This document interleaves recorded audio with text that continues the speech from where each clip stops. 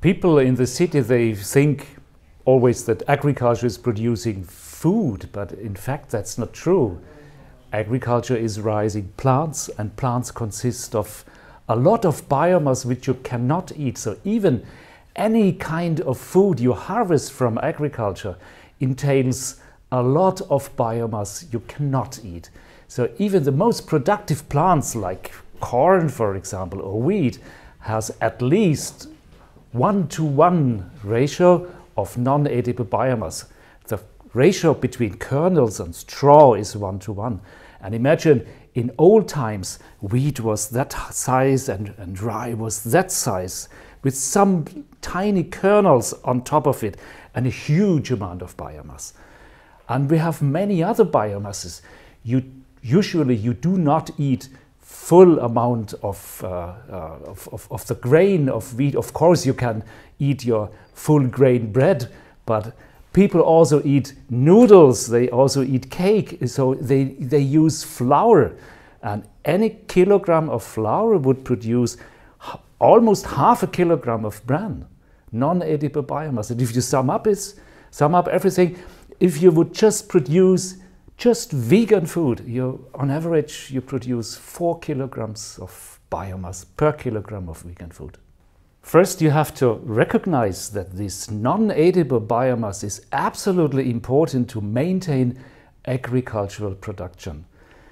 For instance, the bran, I told you, the bran contains 75% of all the phosphorus you take away from the field with the harvest.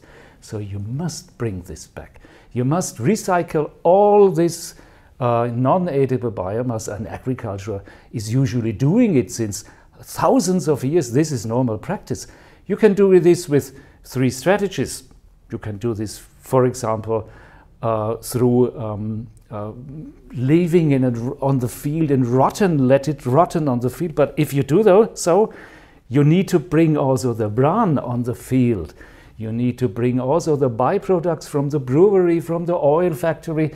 Everything you should spread on the field. This is very complicated and it's inefficient, because release of plant nutrients is anywhere in time, but not at that time when the next culture of plants need it.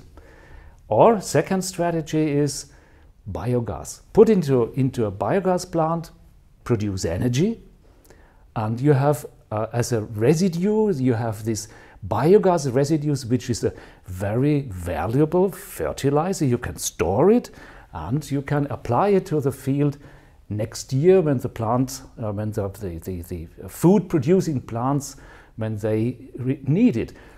Or the third strategy is feed it to livestock. Also, livestock produces a very valuable, storable fertilizer. And being storable is one of the most important properties in this management.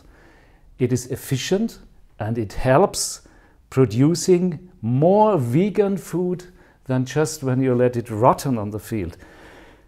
But what would you choose at home if you have the alternative between biogas and livestock?